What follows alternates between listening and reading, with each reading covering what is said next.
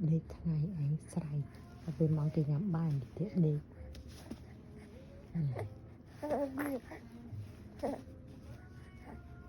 và mình cái nhắm bài đây mà chỉ hiên bay con mà chỉ hiên nhắm té mình sốc kịch phải cái đi cha mong cái đi cha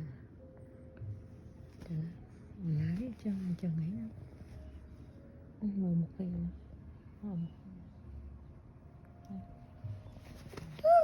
sài chứ tiền camera sài chứ cái này pull the camera thì quiet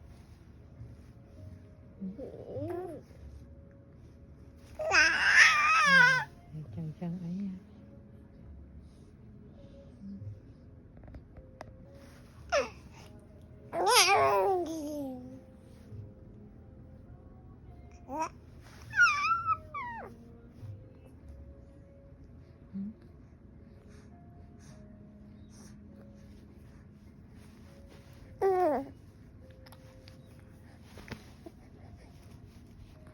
Okay.